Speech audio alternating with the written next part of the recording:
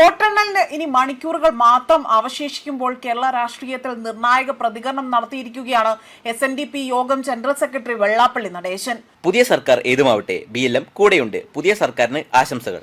രാജ്യത്തെ ഏറ്റവും വലിയ multi state housing cooperative society, എല്ലാവർക്കും ഭവനം, BLMന്റെ ലക്ഷ്യം.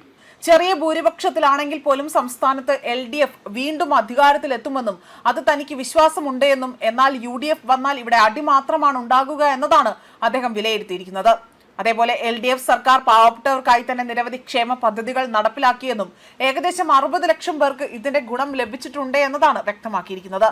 എക്സിറ്റ് പോളുകളെ കുറിച്ചും വെള്ളാപ്പള്ളി നടേശൻ ഇവിടെ പ്രതികരിക്കുകയും ചെയ്തു. അവ എല്ലായ്പ്പോഴും ശരിയാകണമെന്നില്ല.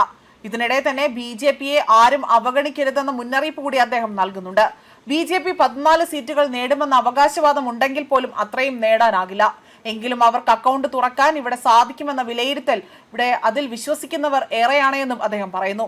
കേരളത്തിൽ വീണ്ടും LDF ഭരണത്തിലേക്കോ അല്ലെങ്കിൽ ഫലം അപ്രതീക്ഷിതമാകുമോ എന്ന ചോദ്യങ്ങളടക്കം ഉയരുന്നുണ്ട്. മുഖ്യമന്ത്രി പിണറായി വിജയൻ കാര്യങ്ങൾ കൃത്യമായി തന്നെ പഠിച്ചതിന് ശേഷമാണ് ഇവിടെ LDF തിരിച്ചു വരുമെന്ന് പറയുന്നതെന്നും അദ്ദേഹം ഇവിടെ വ്യക്തമാക്കുന്നു. സർക്കാർ പാവപ്പെട്ടവർക്കായി നിരവധി കാര്യങ്ങൾ ചെയ്തിട്ടുണ്ട് എന്നും ഏകദേശം 60 ലക്ഷത്തോളം പേർക്ക് ഇതിന്റെ ഗുണം ലഭിച്ചിട്ടുണ്ട് എന്നും പറയുന്നു. മുഖ്യമന്ത്രി പിണറായി വിജയൻ കാര്യങ്ങൾ കൃത്യമായി തന്നെ പഠിച്ചതിന് ശേഷമാണ് ഇക്കാര്യങ്ങൾ, അതായത് LDF വരുമെന്ന് പറയുന്നത് എന്നതാണ് വ്യക്തമാക്കുന്നത്. എക്സിറ്റ് പോൾ പോലും എല്ലാ കാലവും എല്ലായിടത്തും ശരിയാകണമെന്നില്ല എന്നും ഇവിടെ അദ്ദേഹം എടുത്തു സൂചിപ്പിക്കുന്നുണ്ട്. BJP കേരളത്തിൽ അക്കൗണ്ട് തുറക്കുന്നത് അവിടെ ദോഷകരമാണ് എന്ന് LDFന്റെയും UDFന്റെയും വാദങ്ങളെയും അദ്ദേഹം തള്ളിക്കളഞ്ഞു. BJP അക്കൗണ്ട് തുറന്നാൽ അതിൽ എന്താണ് ദോഷമുള്ളത്? ഇന്ത്യ ഭരിക്കുന്നവരല്ലേ. ഇപ്പോൾ ബംഗാളിലും അവർക്ക് ഭൂരിപക്ഷം കിട്ടാൻ പോകുന്നു. BJPയെ എന്തിനാണ് ചെറുതായി കാണുന്നത്?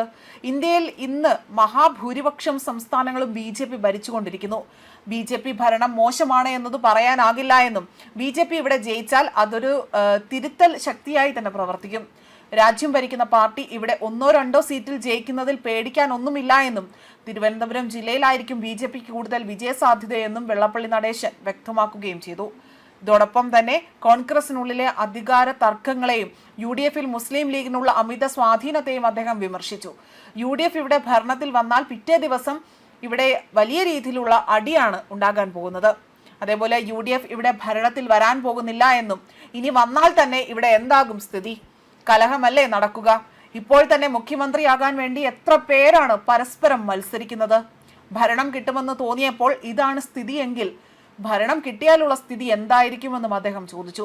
കോൺഗ്രസിന്റെ ഹൈക്കമാൻഡ് ഇപ്പോൾ അവിടെ പാണക്കാട്ടാണ് എന്നും UDF വന്നാൽ ഭരണം നിയന്ത്രിക്കുന്നത് ലീഗായിരിക്കുമെന്നും വെള്ളാപ്പള്ളി നടേശൻ ആരോപണം ഉന്നയിച്ചിട്ടുണ്ട്.